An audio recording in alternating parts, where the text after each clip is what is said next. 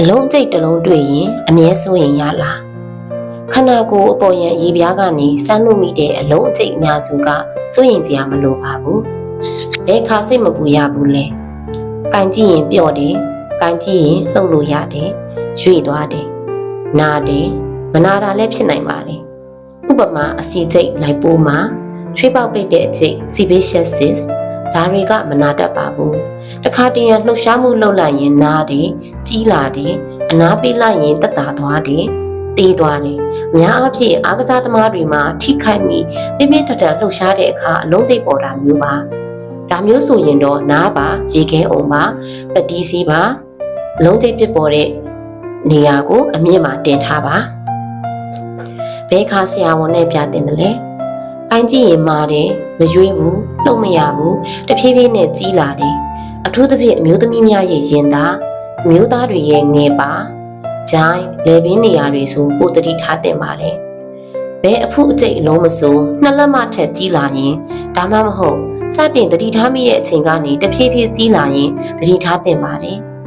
အဖုအကျိတ်အလုံးအစ်တစ်လုံးထိမိခိုက်မိမဟုတ်ပဲပေါ်လာပြီးတစ်ပတ်နှစ်ပတ်လောက်အတွင်းပျောက်မသွားရင်ဆရာဝန်နဲ့တိုင်ပင်သင့်ပါတယ်မြန်မာနိုင်ငံမှာကကင်ဆာတစ်ခုတည်းမဟုတ်ပဲ TB ပါခေါင်းထဲထည့်စဉ်းစားရမှာဖြစ်လို့ပါအဖြစ်များတဲ့အဖုကျိတ်တွေကတော့အစီကျိတ်လိုက်ပိုးမာ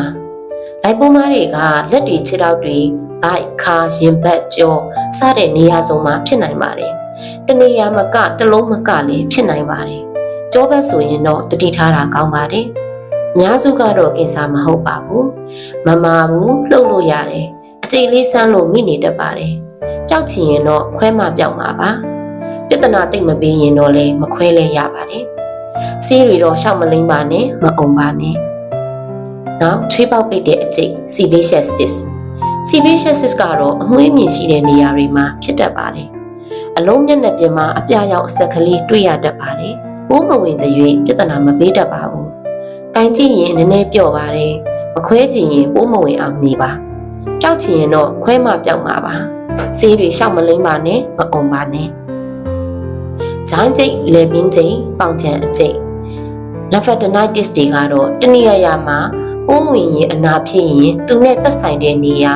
lymphatic drainage area မှာအကျိတ်ပေါ်တတ်ပါတယ်။ပေါ်လာရင်နာတာလည်းရှိသလိုမနာတာလည်းရှိပါတယ်။ရိုးရိုးပိုးဝင်တာဖြစ်နိုင်တယ်လို့ TB အကျိတ်တွေလည်းဖြစ်နိုင်ပါတယ်။တစ်ပတ်နှစ်ပတ်နဲ့မှမပြောက်ရင်တော့ဆရာဝန်နဲ့တိုင်ပင်သင့်ပါတယ်။ဘာမှရှောက်မလိမ့်ပါနဲ့မအုံပါနဲ့။ဒါတွေကအဖြစ်များတဲ့အကျိတ်တွေပါ။ကျန်တာတွေလည်းရှိပါသေးတယ်။ညီကုန်းချုပ်နေနဲ့ပြောချင်တာကတော့အဖုကျိတ်အလုံးစမ်းမိတိုင်းလည်းကြောက်စရာမလိုပါဘူး။မလိုအပ်တာတွေလည်းရှောက်မလုပ်ပါနဲ့။တစ်ချိန်တည်းမှာပဲမပေါ့ရမယ့်အနေအထားကိုလည်းမပေါ့ဆမှသာအရေးကြီးတာမလွတ်မှဖြစ်ပါတယ်။အကောင်းဆုံးကတော့ကို့မှာမတင်ကားစရာအလုံးကျိတ်တစ်ခုတွေ့ရင်